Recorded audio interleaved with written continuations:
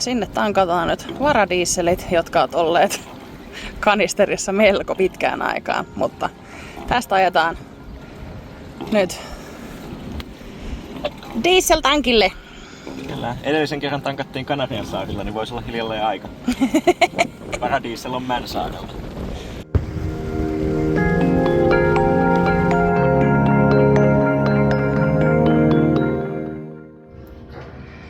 Ja joku on meillä aikana asentanut tällaisen näppärän luukun, josta mä näen tasan tarkkaan kuinka paljon dieseliä mahtuu tankkiin. Sieltä sitten nyt tulee. Se on täysi.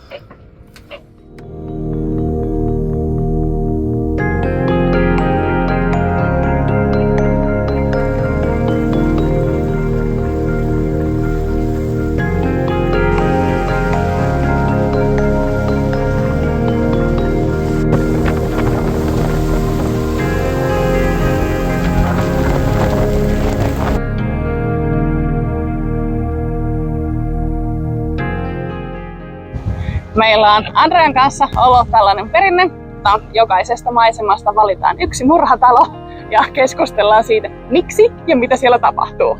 Miksi tämä sininen pitsihuvila valikoitui nyt murhataloksi? Se ehdottomasti kuuluu Agatha Christien maailmaan. Voisi olla Miss Marple päähenkilönä ratkomassa jotain sukuriitaa.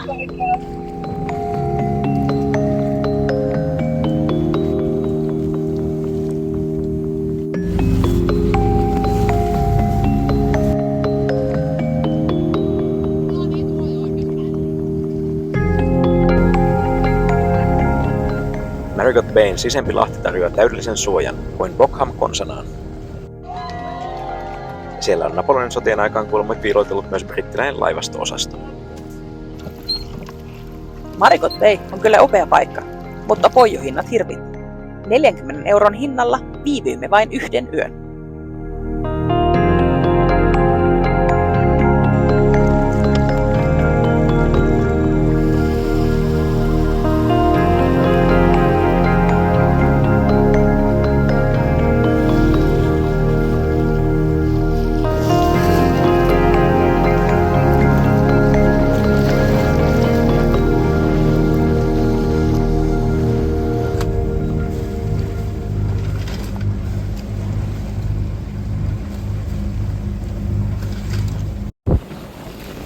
Rajamuodollisuuksia varten saavuimme Pitonvuorten katveeseen Soufriereen.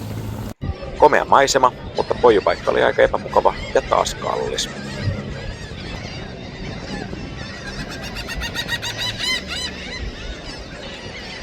Tältä se oikeesti näyttää, kun ei zoomaile.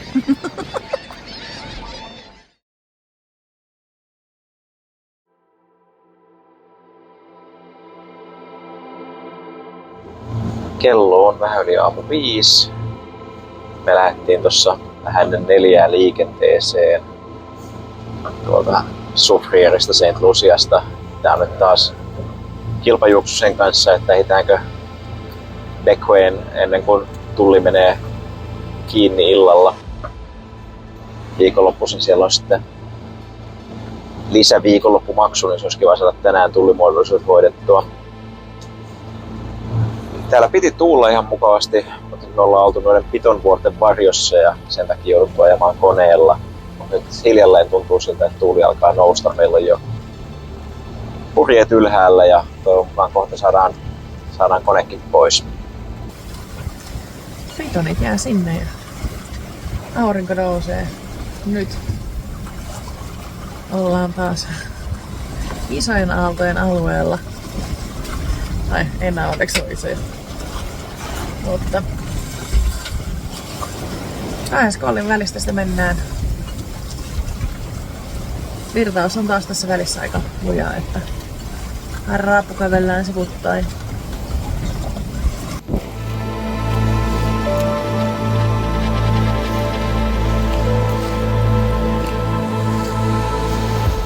Tervetuloa taas tänne Karibian aurinkoon.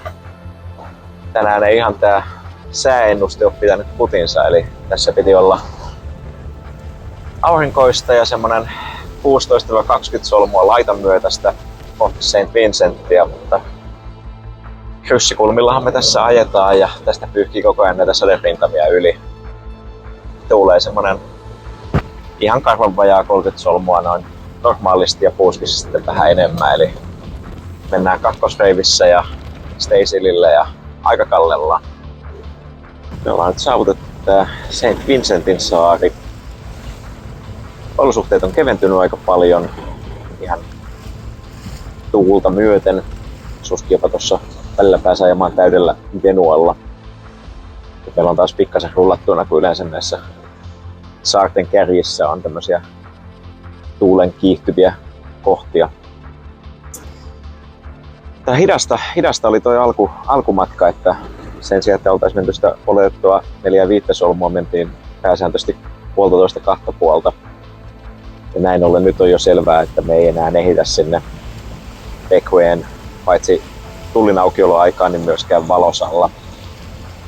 Mutta jatketaan matkaa ja se on aika iso lahti, sinne kyllä mahtuu ankkuroimaan pimeässäkin ja sitten voi mennä huomenna aamulla tulliin.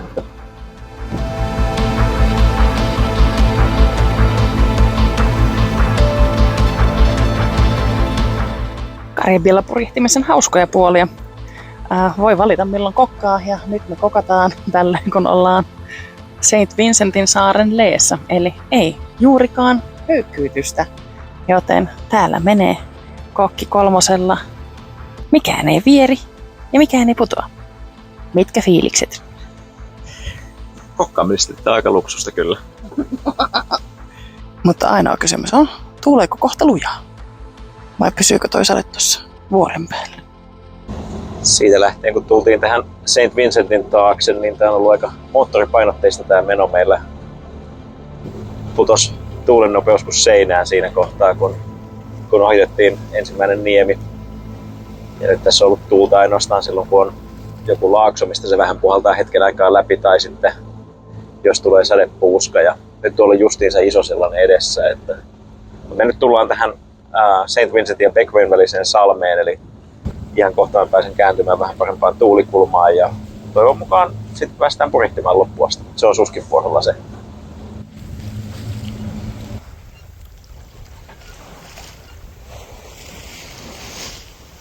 Bequeen saavuttiin heti auringon laskettua. Ensin ankkuroimme aika ulos ja sitten aamulla neuvottelimme hyvän diilin poijupaikasta ihan terassien edessä. Ei ole kampanjan säästöä tässä. Nyt on kyllä parhaiten ilmastoitu vessa hetkeen.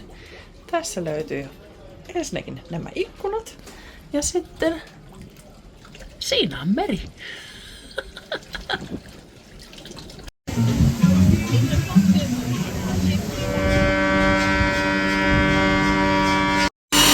Tällä kertaa mukaan tarttui Irokoa määrämittaan leikattuna ja vähän mahonkia.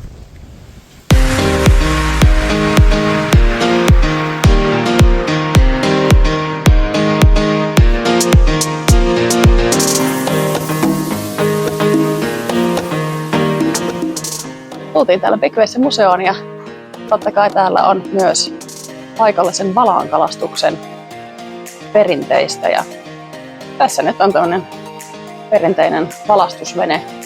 Tämä on ollut käytössä 50-60-luvulla. Näiden oma veneenrakennushan on noita kanootteja ja ne on niitä kanootteja, joissa yhdestä puusta on rakennettu ensin se pohja ja sen jälkeen muutamalla lankulla syvennetty. Samalla lailla kuin Suomessa on tehty kokopuisia. Kun täällä on merikansaa, niin täällä on aina pitänyt korottaa laitoja eikä vaan mennä pelkällä rungolla.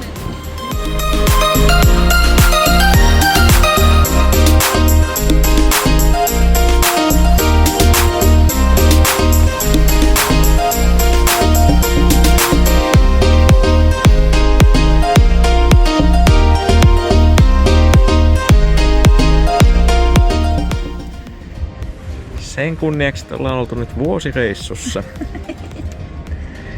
Niin Katsotaan, osaanko mä avata vielä viinipullon. Haisee, en mä tiedä viiniltä. Sofistikoina kulttuurioimia, ehkä jopa punaviiniä vai? Ei sitä voi haistaa.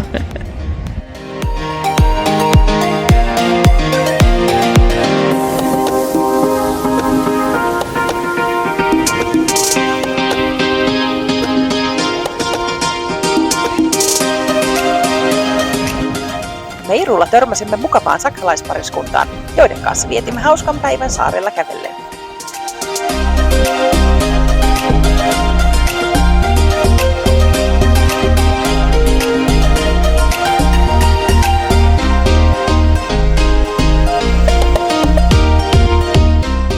Salt Whistle Bay oli kuin postikortista.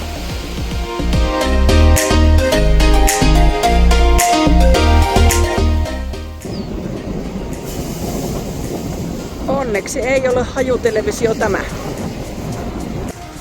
Ja minä kiipeän palmuun aina kun tilaisuus sen sallii.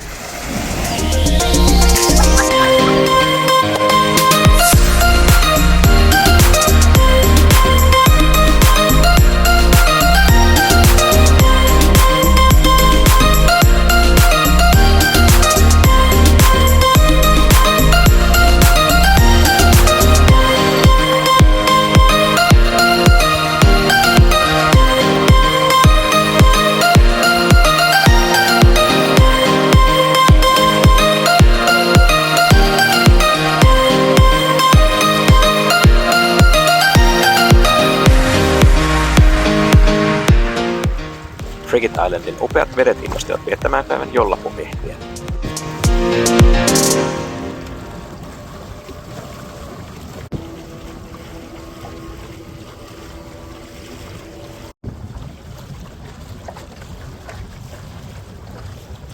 Yllättäen ankkurinaapurilla oli myöskin saman mallin jolla kuin Isosaari.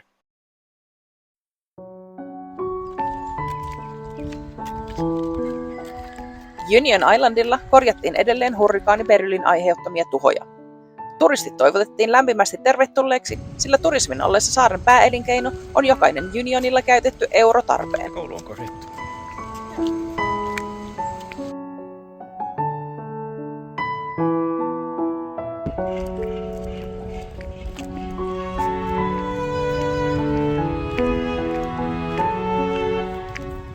Ja kauppareissu takaisin.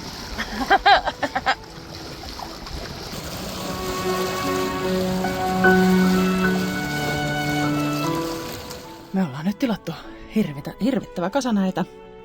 Ja mä oon aakkostanut nää tänne, jolloin nytten täytyy etsiä täältä. Katsokaas, Grenada. No Foreign Land on lähteenä. Ja liput, mun pitää vielä nämä saumat siistiä, mutta näissä on 2 sentin saumavarat. Aina maan nimi ja mikä kulma kuuluu laittaa ylös. Ja tästä mä nyt ompelukoneella ompelen itselleni siistin vieraslipun. Siinä meillä nyt on valmis lippu. Aikaa meni noin ehkä yhteensä 10 minuuttia.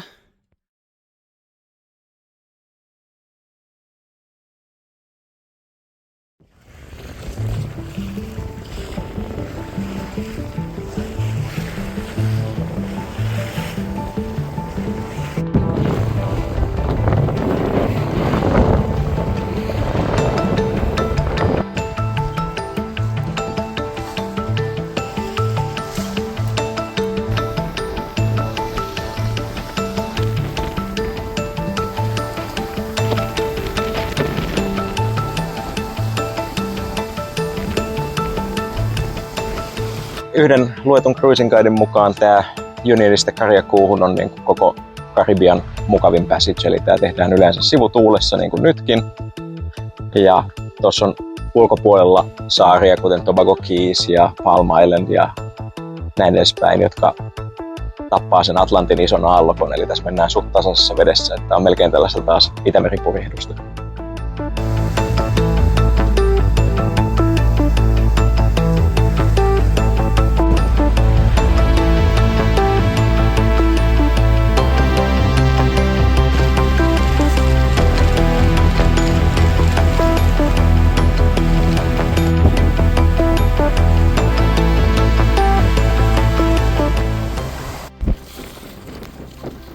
Sinne se lähtee vastatuuleen.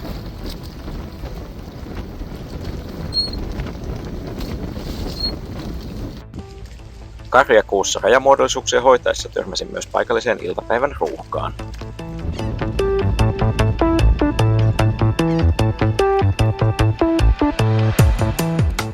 Ja joskus on noissa vingidokeilla ahtaita paikkoja, missä ei mahdu oikein soutamaan. Koska? Kukaan ei oikein ajattele sitä airoleveyttä. Koska kukaan voi olla niin tyhmä, että ne soutaa kaikkialle. Vuosi me pärjättiin ilman perämoottoria, mutta nyt sellainen on tilattu. Kyllä. Ja se tulee toivon mukaan seuraavalta saarelta kyytiin.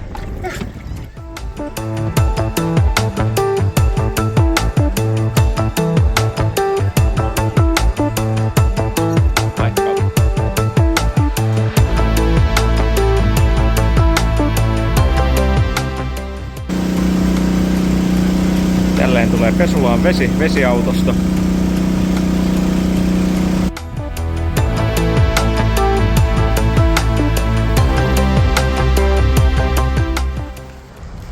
Kun ei ole jalkakäytäviä, niin mennään tässä vallituksella.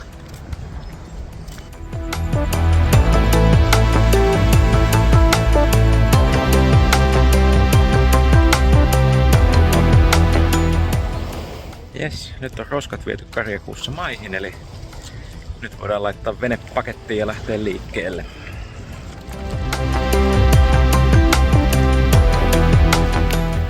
Ennen liikkeelle lähtöä piti vielä tarkistaa vedenalaisen tulivuoren Hickhem-Jenin aktiivisuustaso. Hiljaisina aikoina tulivuorella on vain 1,5 kilometrin suojavyöhyke, jota kasvatetaan tarpeen vaatiessa. Meidän onneksi Hickhem-Jenillä on nyt rauhallinen vaihe menossa.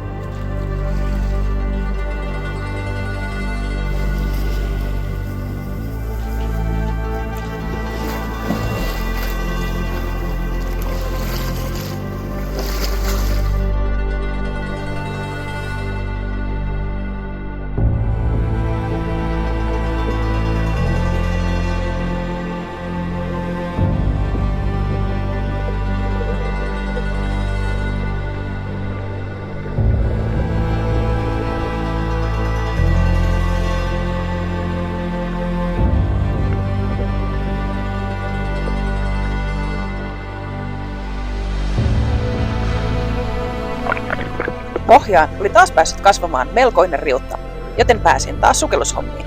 Parhaaksi toimintavaksi olen löytänyt skrapaamisen, joten seuraaville etelään tulijoille vinkiksi: pakatkaa jääskrapa mukaan, niin pohja pysyy parempana.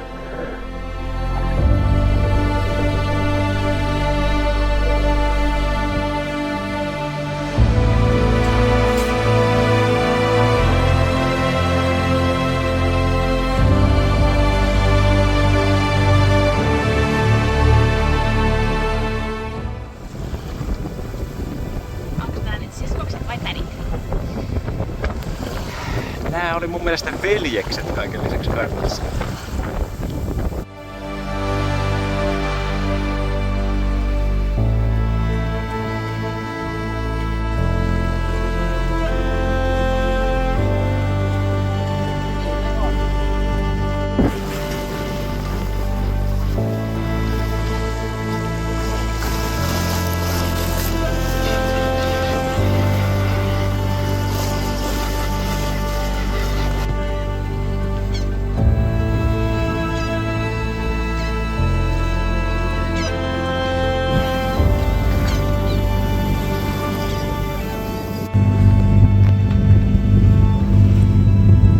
Paikoitellen aika moista erillaan tällaisessa levälautassa. Ja levälautassa on sisällä uppotukkeja. Vielä ei kuulunut kertaakaan kunnolla klonk. Ollaan matkalla St. Georgein kaupunkiin. Tuolla marinassa meitä pitäisi odottaa täysin pränikkä sähköperämoottori, jollaista me ollaan nyt eritty. Täällä Karibiallahan nämä soutuetäisyydet tuppaa välillä olemaan pitkiä, joskus pariakin meripenin kulmaa, että pääsee vaikkapa tekemään rajamuodollisuudet, niin Miettii, että sähköperämoottori voisi auttaa tässä hommassa. Päästäisiin vähän helpommin kovemmassa kelissä paikkoihin.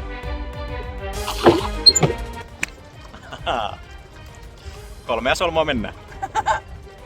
174 wattia. Se on vähän enemmän kuin soutaminen sen takia, kun me soudetaan 2,5 solmua, niin se käy järkeä. Onko näillä kuin Naantalin auringolla? No on. Tää on hiljainen ja mä näen mihin mä oon menossa. Miltä tuntuu nähdä eteenpäin? Eksoottiselta.